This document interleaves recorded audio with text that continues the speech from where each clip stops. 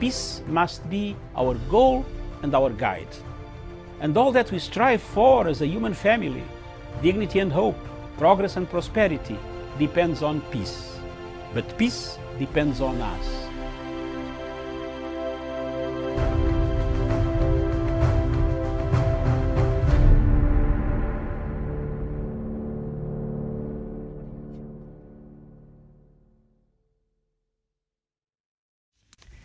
Good morning to you, and thank you so much for joining us again.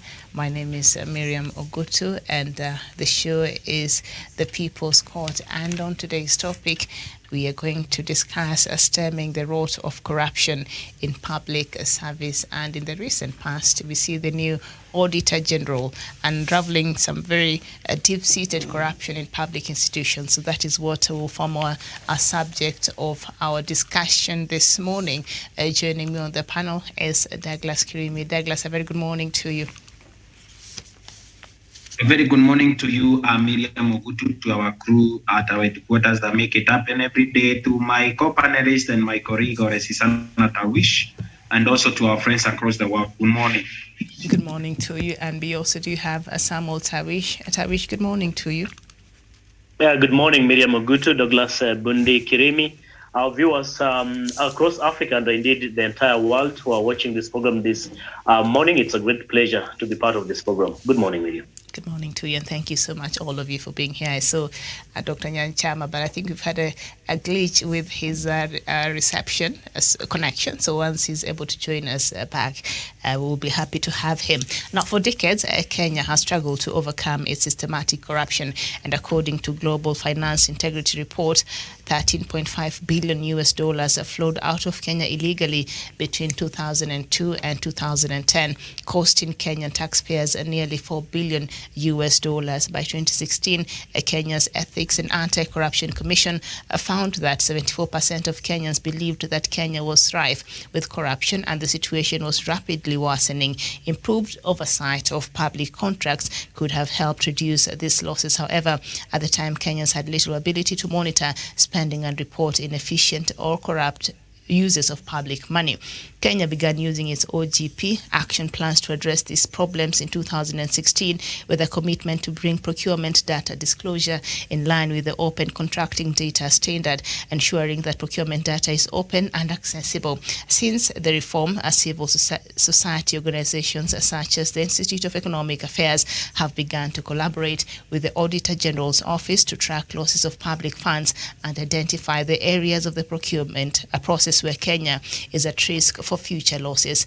After a 2018 executive order by President Uhuru Kenyatta, Kenya made an OGP commitment to open up procurement bids themselves by requiring that 30% of public procurement opportunities be awarded to women, youth, or people with disabilities, groups that are often left out of this process. And I think the country also introduced the integrated financial management information systems. And so let's turn, there's a story, two stories on today's Star newspaper, page 7. I'll start with Youth Fund in red, auditor reveals. Auditor General Nancy Gathungo has cast doubt on the sustainability of the Youth Enterprise Development Fund.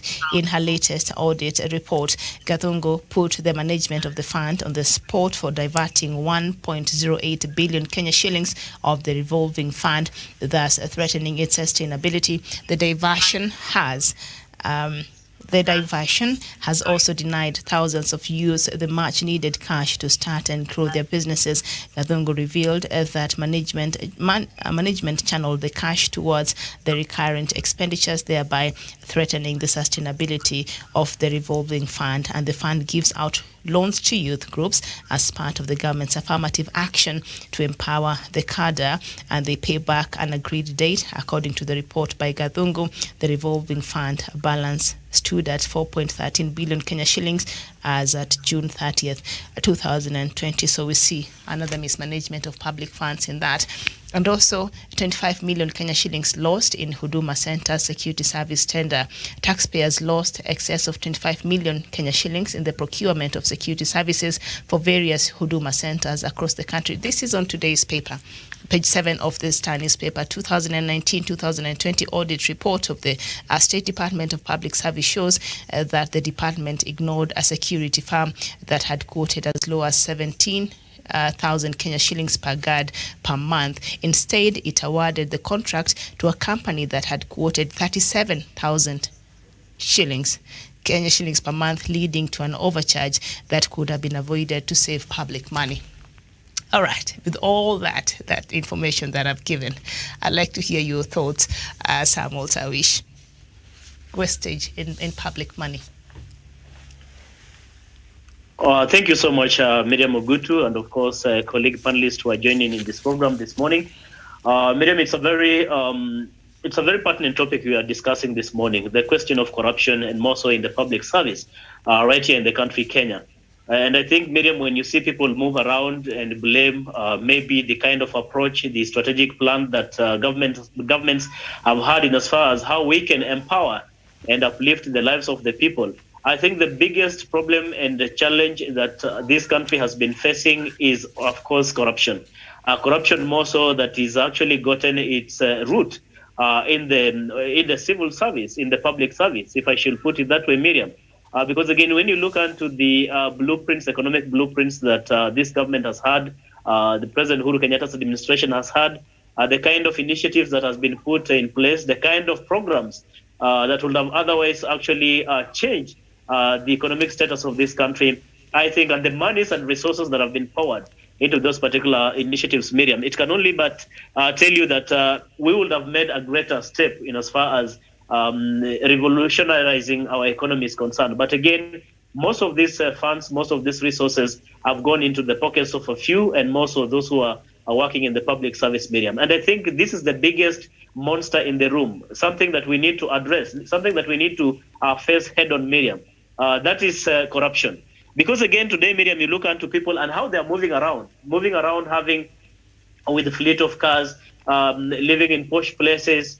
I mean, Miriam, people have bought choppers, people have huge tracts of land, people who continue to mock even the status of the ordinary Mwananchi, a Mwananchi whom has been disenfranchised by virtue of those who have been stealing from the public service, Miriam. So I think that is the biggest challenge that this country is facing. And for us to make any step forward, the first thing that we should address as a country is theft of public resources in the public service, Miriam.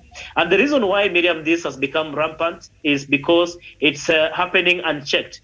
It's because we are not bold enough, we are not courageous enough to face and deal with people who are involved in corruption. In any case, Miriam, what we are doing, we are just but cheering and glorifying leaders, particularly and those in the public service, including politicians who are stealing from us.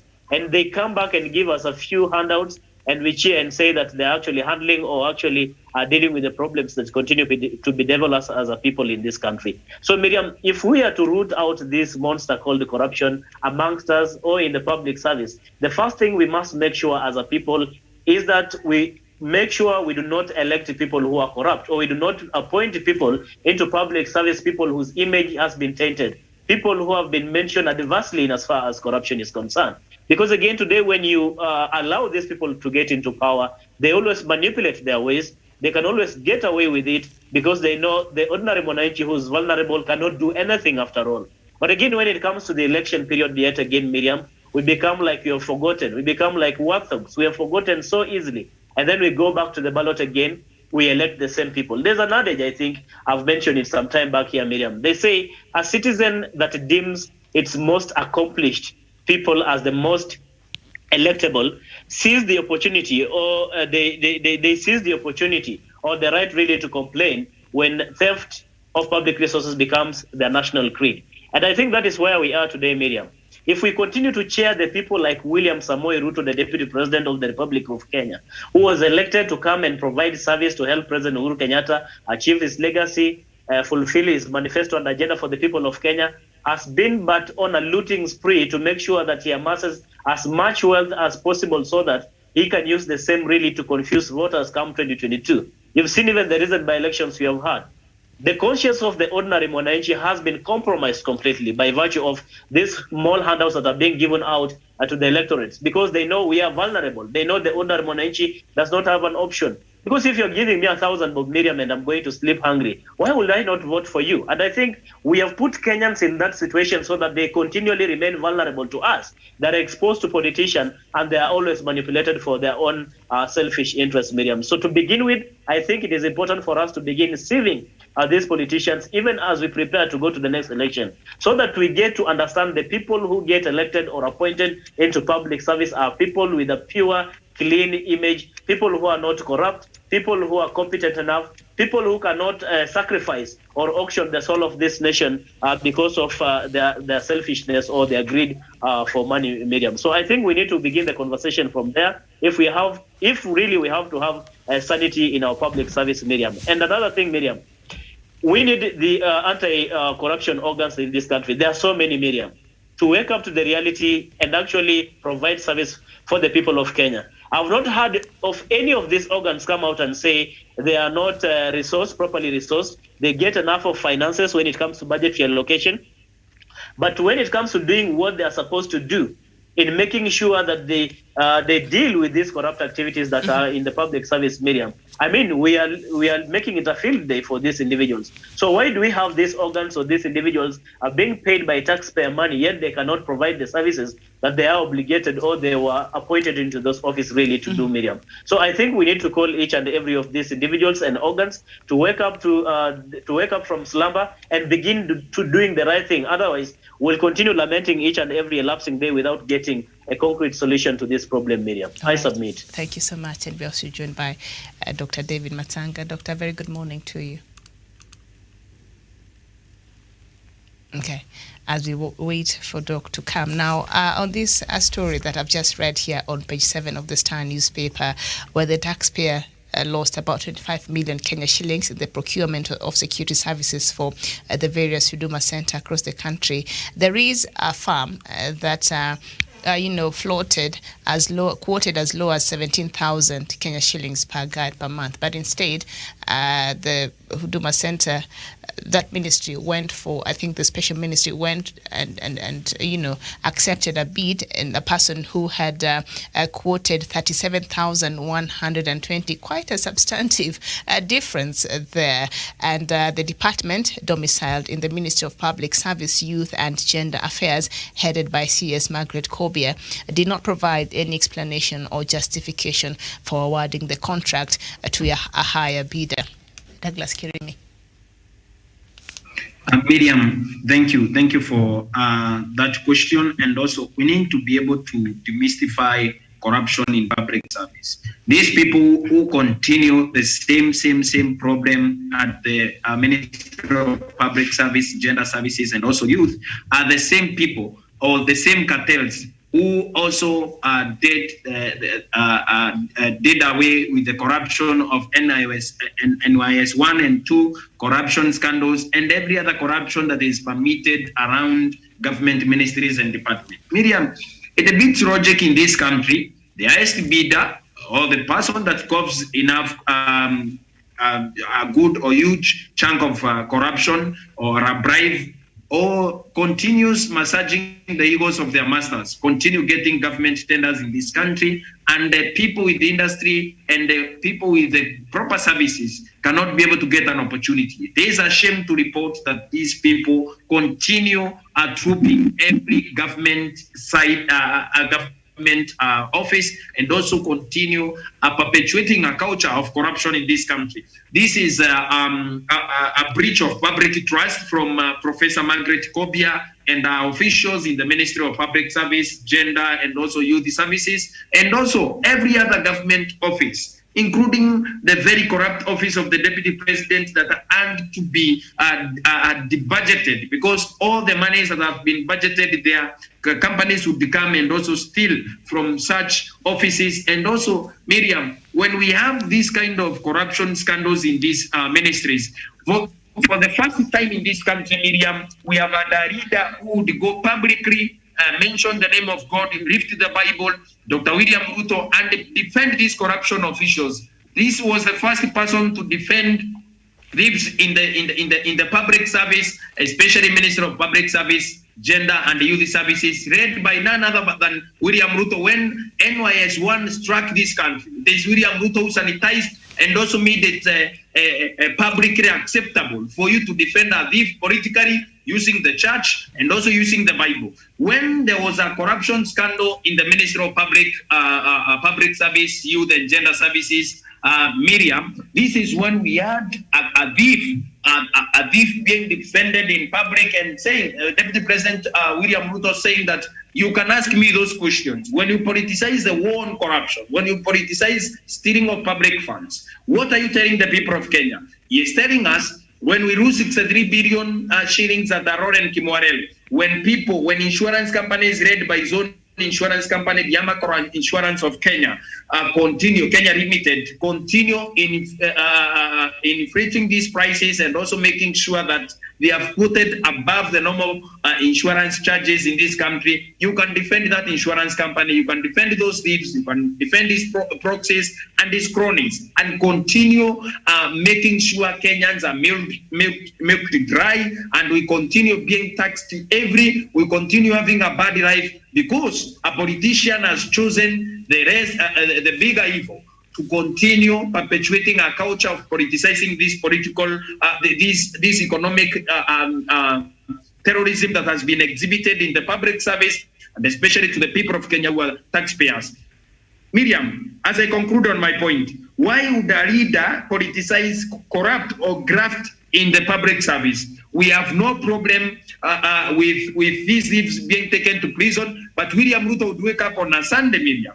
Wake up on a Sunday every morning, go to churches, defend Waitito, a non-public thief, defend Sonko, a non-public thief, governor of Turkana, governor of Samburu, Rena Korar Kasaine, and other governors and other people, corrupt elements in public service. Miriam, this is a man that has made public service a laughing stock. When the president is committed in fighting corruption in this country, we have none other than William Ruto, who continues shielding thieves using the Bible and using Christian podiums to be able to perpetuate this culture of corruption, using proxies and also using people who are close to him. Remember the NYS1 that was perpetuated at the Ministry of Public Service, Gender and Youth Services, Miriam, was implicating his friends and also cronies directly, and the proxies in the office of the Deputy President, in the National Assembly, and in Senate, Miriam. We have a problem in this country, and until we confront these kind of people like William Ruto, who continue protecting thieves in public service,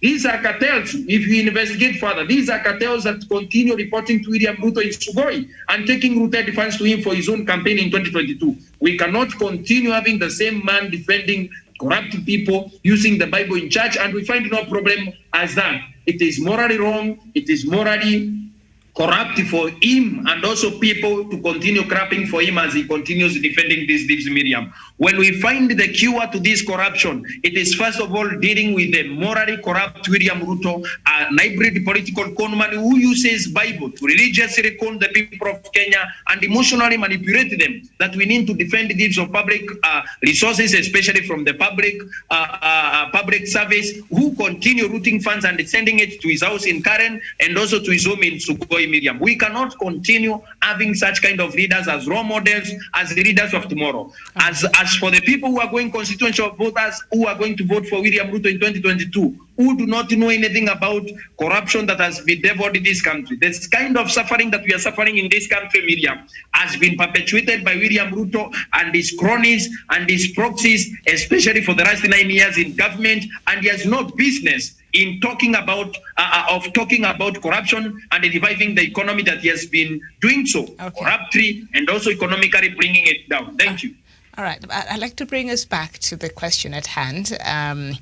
This example here, the story that I just read earlier on the Star newspaper over the procurement of security services at the various Huduma centers in the country, and the department is under the Ministry of Public Service, Youth and Gender Affairs, headed by CS Margaret Kobe. So that is what we were looking at. So of course, they awarded, the tender to the highest bidder, contrary to the Public Procurement and Asset Disposal Act of 2015.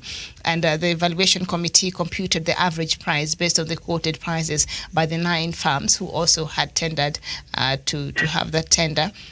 That yielded about 27,940 per guard per month, inclusive of VAT. However, the department awarded 67.67 million Kenya shillings contract to 37,120 per guard per month, resulting to an average of 9,180, or about 32.9% overcharge there. And the evaluation committee introduced an extraneous criteria in arriving at the decision contrary to the law. So that is what the people responsible for that are saying. But how do you go contrary to the law when the law is very clear when it comes to public tender procurement processes? Jevan Karanja. Thank you very much, Miriam, and good morning to our viewers and my fellow panelists. It's a good chilly morning in these sides of Kenya, but we are ready for the conversation. One, I say that corruption in this country is something that have been made to look precious, something that is valuable, and something that is so good. That is why people have this appetite to go and engage in this malicious, damaging process of milking this country dry in the name of safeguarding their interest. Therefore, as long as we as a country are not up to task to ensure that we shame, we name, and we prosecute those who are corrupt, we will keep singing this song until Jesus Christ comes to take his chosen people.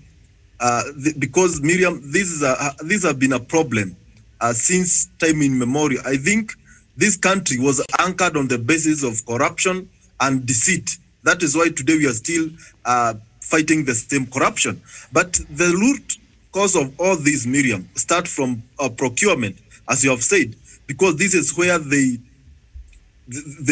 add value, they exaggerate the amount of commodities or amount of things that they are procuring or they are selling to government, or the tender when they are doing this. Tenders to government. This is where they exaggerate and they come up with exorbitant prices to end up getting more money in a very dubious means. Therefore, unless we clean our procurement agencies, unless we clean the procurement laws and acts to ensure that they are followed to the letter, and anyone who goes contrary to that, they are punished without relent, they are punished severely without mercy. That is the time that maybe these things will be streamlined. Because as you're saying in the public sector, when you go to all government parastatals, government ministries, they have a way of ensuring that those people who benefit from these public tenders, they are close allies. The companies that get these awarded these precious tenders, they are companies that maybe are, some of them are from their relatives and some companies are them. They own them. Therefore, when you look at all this issue, Miriam, we are heading to a very bad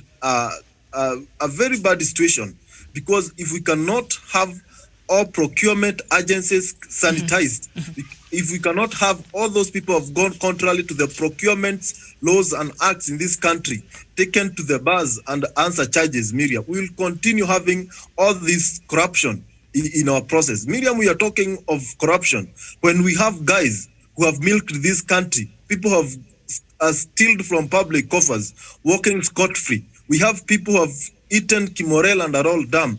We have people who are involved in NYS 1 and NYS 2 saga, still in office, Miriam. I think in this country, it is time we make our laws work for us. We have been working on these laws by making them better for a long time. I think now time is ripe for us to ensure that these laws works for us without any kind of favor or any kind of fear, because I think corruption, and to some extent, Miriam, corruption fights back. I think this is a problem that we are dealing with, because we have corruption fighting back, and we have corruption.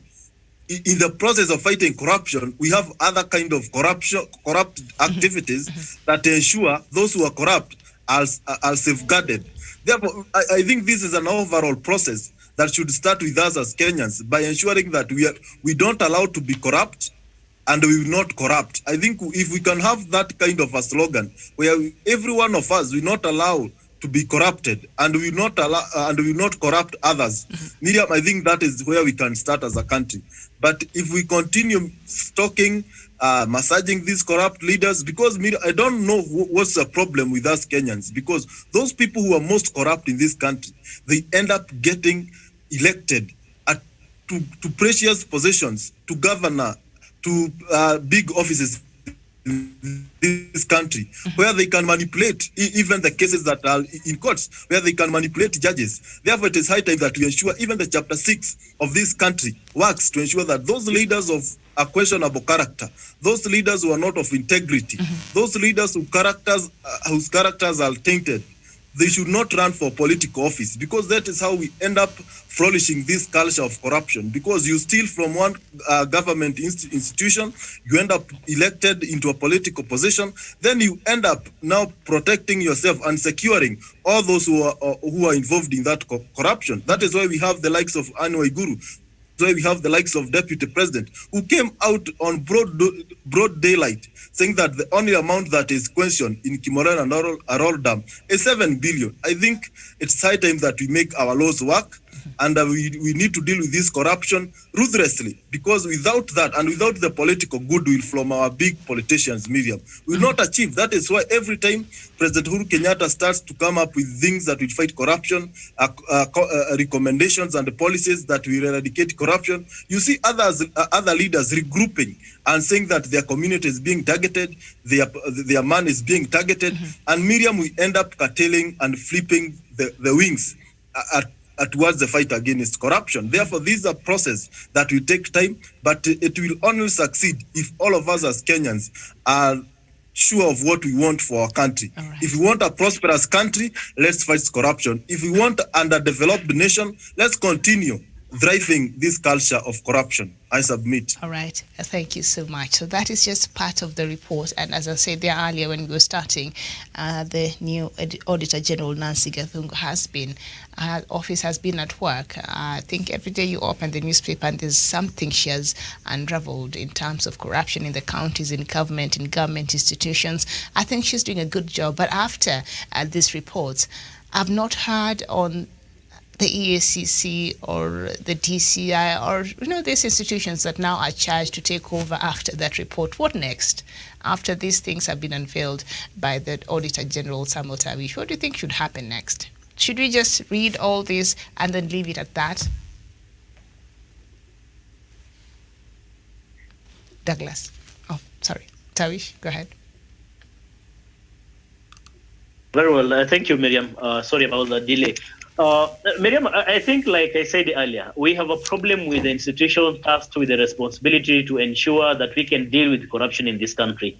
The reason why the 2010 Constitution really created this institution and gave them the independence, Miriam, with which they are going to operate and carry out their mandate, is to make sure that there's not going to be any kind of excuse as to why they cannot execute that particular mandate. The mandate to ensure that, one, it is not only about, of course, catching up these culprits, but it's again also trying to see how they can put into place measures that can be a deterrent to people even involving or getting themselves in corruption. I think, Miriam, the reason why corruption is thriving in our country today is because we've not had enough deterrent measures that people can look up to and say, if you are going to be caught up in corrupt activities, or if you are going to compromise the procurement processes like you've mentioned in that case, or even the compromise of the IFMIS. You remember when the Jubilee administration was coming into place for the first time, the coming in of this, foolproof system that was going to ensure that there's no way people are going to swindle or actually steal the money in between. That we are going to have the IFMIS, and there was a way you are to unlock. If you have actually gone through the whole process, thereafter you'll be in a position to get these monies. But look onto how we have handled the IFMIS as we speak today. IFMIS itself is not working anymore. Why? But I think Why? Because I think it is that the people who are supposed to protect this IFMIS and make sure that it is working have completely compromised it, because in itself, if it is working and if it's foolproof, it becomes difficult even for themselves to get involved in, if it is foolproof, it becomes difficult for them to get involved in these corrupt activities, Miriam. So it cannot be in their best interest to see that the IFMIS is actually foolproof, that IFMIS is working. But Miriam, I think to answer your question is, now that this information has come to the fore, it is in the public domain. It is now up to the office of the EACC, the office of the DCI, the office of the Director of Public Prosecution, and all other relevant agencies to come in swiftly and make sure that those who are behind such activities are actually arrested, they are arraigned in court, and if possible, let them be convicted and jailed. Because again, that is the only way we will be assuring Kenyans that we are very serious when it comes to the war against corruption, that we are very serious to ensure that the same resources that have been wasted can be recovered and can be utilized for the greater good of the people of Kenya.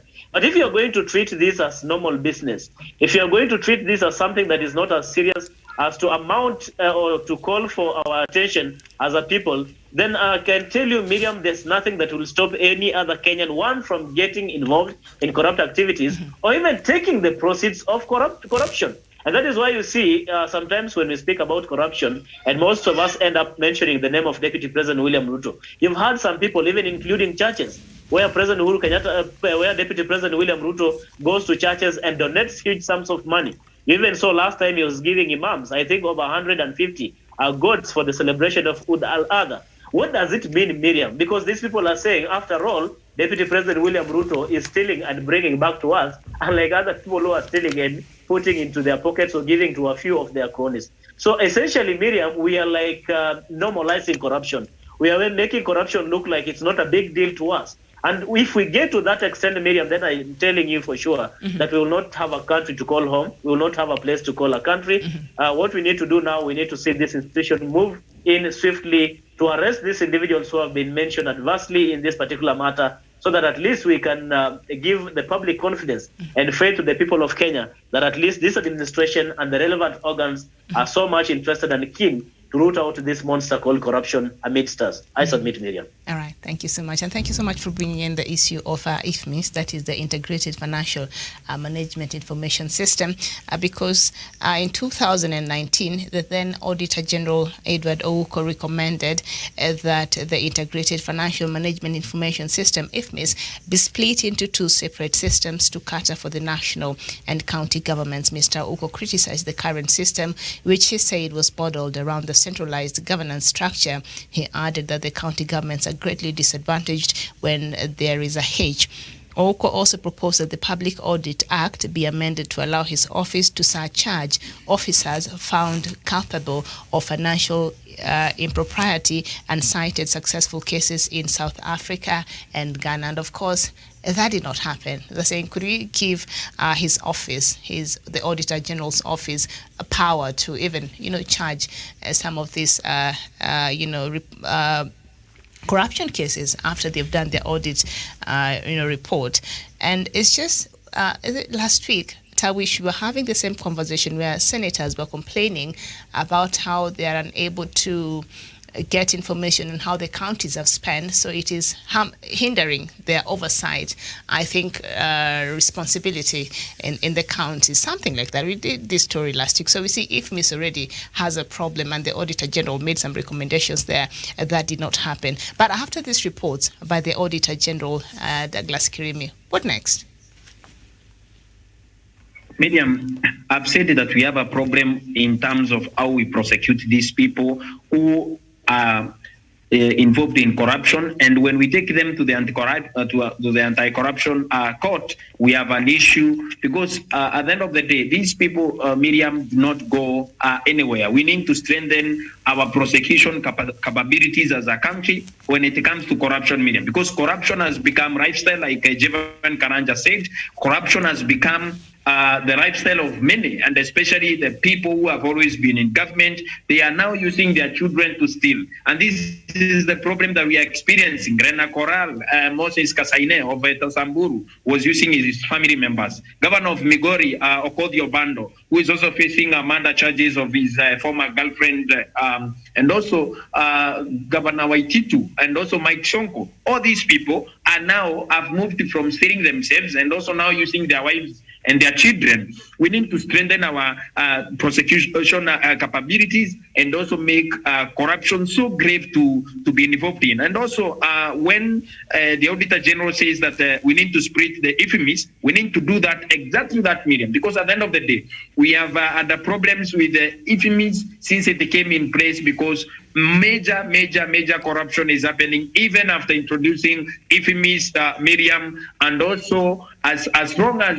we continue having a one central portal or one central infamous in this country, we are going to continue experiencing problems. And also another issue, Miriam, that we are experiencing in terms of these infamous issues and also corruption, and also when Auditor General comes up with a report, we are tired of these reports, Miriam, because even these reports cost a lot of money, billions of shillings to come up with, in as much as they are paid to do their job. Doing such a report has cost taxpayers millions of shillings or millions of dollars to come up with. So we need to be able to properly, when this report comes to the fore, we need to be able to go back and also act on the same. The former Auditor General, Edward Ouko, had made serious allegations and also made serious findings, and also a report was professionally and also competently done or prepared by his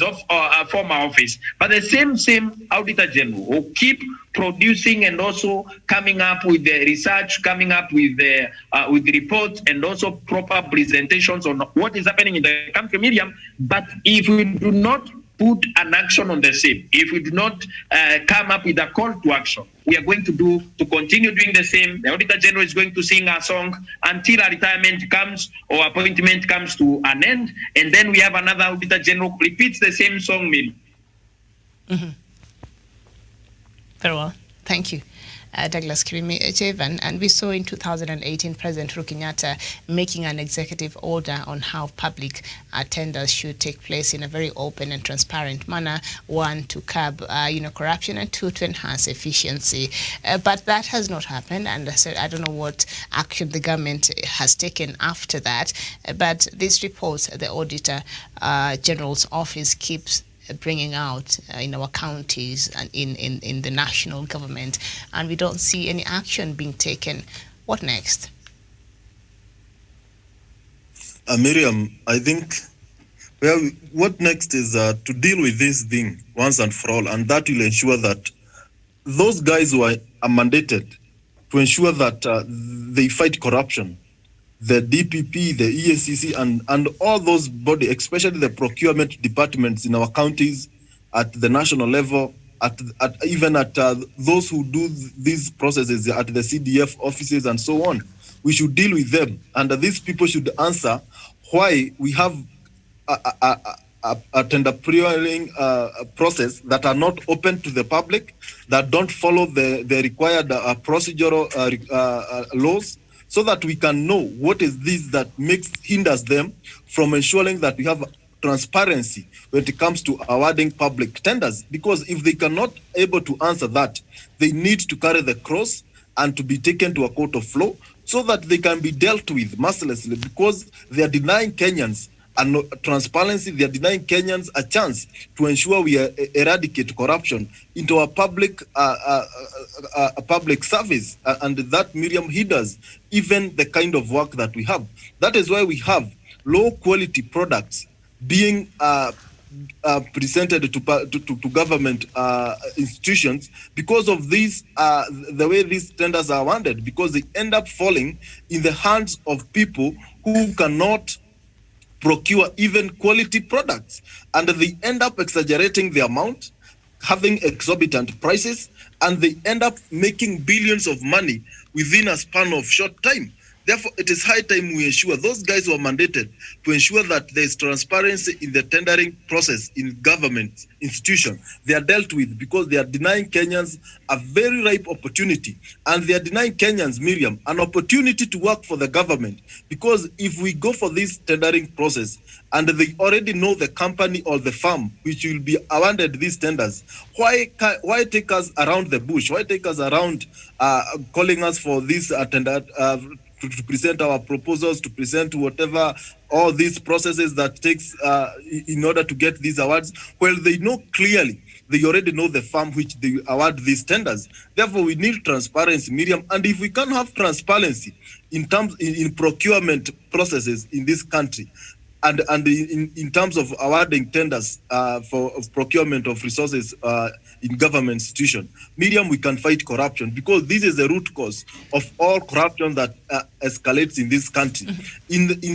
For example, in the NYS saga, Miriam, it all started with the procurement of uniforms for the NYS trainees. It all started with the procurement of foodstuffs for these trainees at NYS training centers. Therefore, you see the kind of problem that ended up delivering that good institution, the National Youth Service, because of this procurement and the shoddy work done when awarding these tenders. Therefore, we need to be serious on this, and everyone who is denying Kenyans an opportunity to work for the government, they should be dealt with, and they should not even be near these offices. They belong to jail, they belong to committee, Miriam. But the question is, are our courts committed to ensure that these people are taken to prison? I don't think they're committed because, Miriam, we have an overall problem because we have a judiciary that is not ready to ensure that they fight corruption. We have a DPP, Miriam, I don't know how they prosecute, they do their job because they end up prosecuting and we don't see anything happening. We have the DCI, I don't know the kind of investigation they carry because we end up seeing our court saying that the evidence that is presented to them is not watertight. Therefore, we have a problem. Even when you look at the EACC, Miriam, the kind of work they do, I think just sit down getting allowances because I don't see them being the vibrant EACC that we expect them to be. This is just an example. This is just a shadow of what we expect to have in the name of EACC. Therefore, we need to have an overall overview on what we need as a country and ensure that anyone who is a hindrance in the fight against corruption, they are not spared. I think that we should start there. We should remove all the hindrances that makes it hard to fight corruption. Miriam, I think that is where we need to go and take all our energies to so that we can win this war on corruption. Thank you. Thank you so much. As we conclude, Tawish, the president making this executive order in 2018 and nothing really has taken place. And last year he reiterated in the wake of the KEMSA scandal and still nothing has happened. Is there hope? Miriam, there still remains hope as far as the president remains committed and has the will and the power really to fight corruption. But you know, Miriam, fighting corruption is not a one-man show. It's not something that we will only expect President Uhuru Kenyatta by himself really to achieve. In any case, he can only but ensure that there's enough resourcing, enough funding to the institutions and organs that are tasked with the mandate to deal with corruption in amidst us. And that is the Office of the EACC, the Office of the Director of Public Prosecution, the DCI, as well as our courts, Miriam. Because again, without enough resources in these respective organs, it becomes almost difficult for them to be in a position to undertake their mandate. But as it is so far, Miriam, and I think I've said this many times, that none of these organizations, none of these bodies have come out and lamented that probably they do not have enough budgets or they are not doing their work because they lack the political goodwill or enough resources to be able to undertake their job. So President Uhuru Kenyatta has done his part in as far as political goodwill is concerned. I think he's given enough resources. It's demonstrated through action and words and through funding that he is really committed to eradicate and weed out corruption amidst us. But you see, the president can just do as much. The remaining part of it is about those other organs, and they're also including the ordinary mwananchi. Look, for example, the aspect of the whistleblowers. What is it that we are doing to protect the whistleblowers? Do we have an incentive that will actually encourage or motivate or inspire an ordinary Kenyan to go and report a corrupt activity, say to the police or to the EACC. It's almost difficult, Miriam, because one, you are not going to be protected. Second, Miriam, you may not be given an incentive or anything. So a Kenyan will ask themselves, why would I be motivated in the first place to go and report a corrupt activity or report a corrupt individual to the respective organs, Miriam? So I think we have a long way to go. In as much as we remain hopeful, we remain inspired, that with President Uhuru Kenyatta's goodwill as the President of the Republic of Kenya, and perhaps who will take over from him, that this is a fight we must all remain committed to fight and eradicate amidst us, because again, it is what is eating to the fabric and soul of this nation. It is what is making it difficult for us to have feasts at our schools, so children having the nicest of facilities they need. It is the reason why we do not have the best of facilities in our hospitals, including the drugs and the lack of payment of our medical personnel. It is the reason why even maybe some of our police officers are getting themselves involved in corrupt activities, because a lot of resources that would have otherwise gone into empowering these particular sectors or individuals has gone into the pockets of a few. Miriam, this is an endeavor that we must, as Kenyans, remain committed. It starts with you and myself. And to support the relevant organs to fight corruption. But I can tell you for sure that if we continue with this trajectory, if President Uhuru Kenyatta, because the last time I saw, the office of the DPP was working amicably with the office of the DCI. But I don't know what happened along the line, Miriam. There were supremacy battles. Yeah, the supremacy battles. But I think they were able to clear. I don't know if they're still worrying. I hope not. Then the question will be, Miriam, if they were working seamlessly when they came into office, what has happened suddenly? Is it not that we have had the corrupt cartel who have gotten in between there? Like Dr. Mansanga usually says that somebody has put a knife on that thing that had held us together. So I think there's someone who has gotten in between these two critical institutions. That is why you see they cannot now work. No, they cannot work in tandem, and in itself, therefore, compromising service delivery for the people of Kenya. So I think we need to get back there, and we need to get the same energy, a revitalized kind of approach in as far as the fight against corruption. But as far as President Uhuru Kenyatta is concerned, this is a man who is so much determined. He's achieved. In fact, you've seen the kind of fight that President Uhuru Kenyatta has breast himself. It's because, one, he's resolved to make sure that he fights corruption. That is why you saw he's lost friends. I mean, fake friends, plastic friends, people who are there simply because they wanted actually to fleece the taxpayers. They wanted to fleece from the public coffers. But now that President Uhuru Kenyatta became so serious, and as far as the fight against corruption, you've seen slowly that these people are actually going separate ways. They say, Miriam, as I conclude, that for a tree to grow, it must shed some leaves. So for us really to fight corruption, we must allow some people really to fall. I rest my case. Thank you so much. For a tree to grow, it has to shed some leaves. Douglas, I'd like for you to complete for us, but before you come in, Douglas has left. The story on the Youth Fund, perhaps Javan, according to the report, the Youth Fund, according to the report, the fund is in the red and continues to register dismal performance, with its financial books reading a deficit of 42.66 million Kenya shillings, a situation that has prevailed over the past 5 years. This, the report note, has eroded the capital invested in the revolving fund and impaired the ability of the fund to sustain its core mandate and services. The auditor also faulted the management for irregular spending of 6.73 million Kenya shillings for legal services in respect of filing a suit to recover 180 million Kenya shillings paid to a consultant. The fund used the request for quotation provider even though the contract sum was above the threshold of the 1 million Kenya shillings for using the request for quotation method in line with Section 105 of the Public Procurement and Assets Disposal. So when they were making the request to use that money, they had made a request to use 1 million, which is the legal cap. But instead, they went ahead and used 6.73 million Kenya shillings. This youth fund, Javan, as we conclude, it has become a cash cow for a few individuals, and it's not really benefiting the youth and the people it's supposed to be benefiting. As Tawish there has said, perhaps it's time to shed some trees, some leaves on some trees. Do we still need this fund that has become a cash cow for a few in this country and a white elephant for that reason? Thank you, Miriam, for that. and for the background information that you have shared.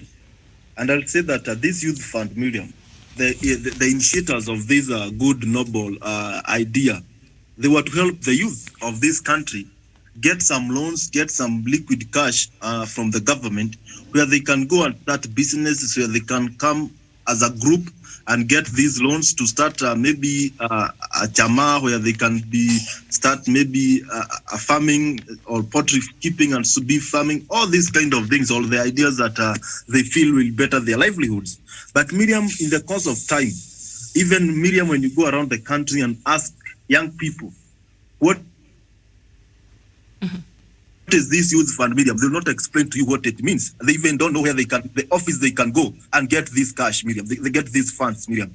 Not because that they are not willing to have, but these people have been so mean with the information around this fund. They have denied public the requisite information that can make the youths go and get these funds.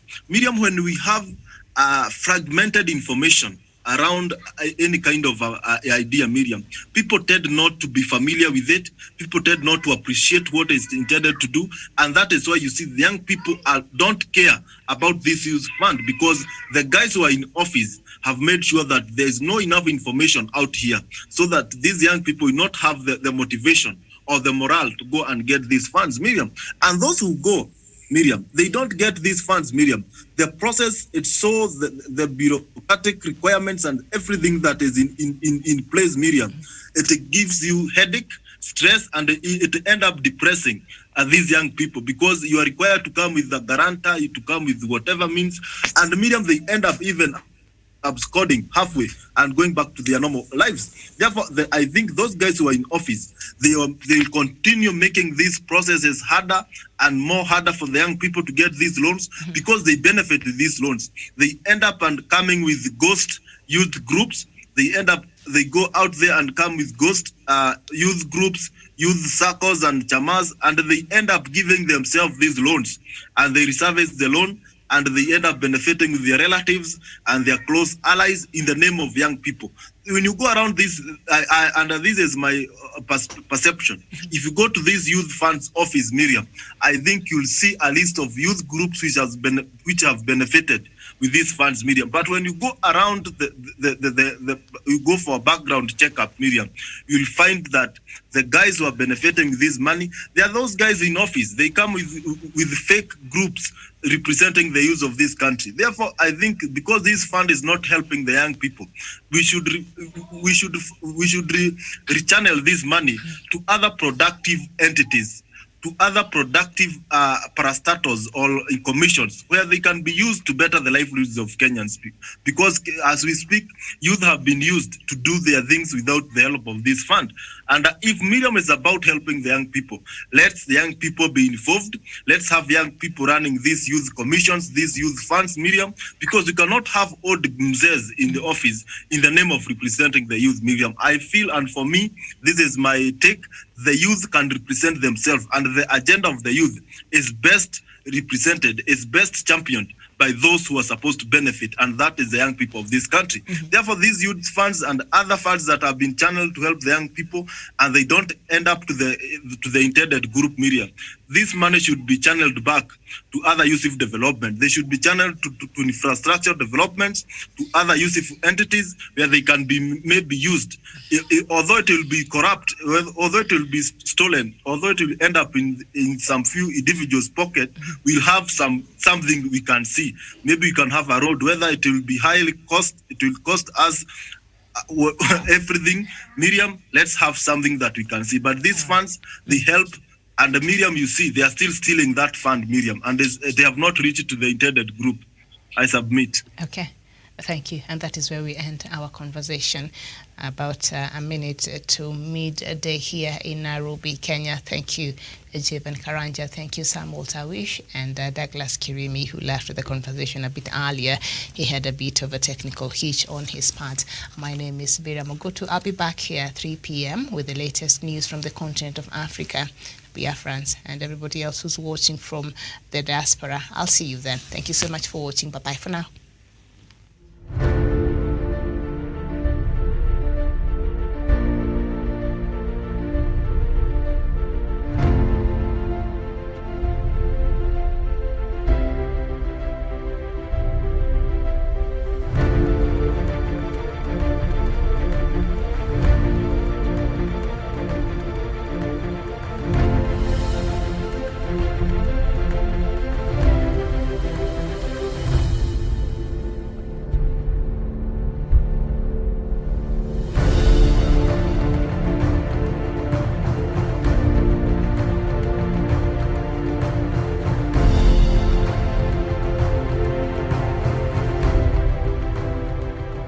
peace must be our goal and our guide. And all that we strive for as a human family, dignity and hope, progress and prosperity, depends on peace. But peace depends on us.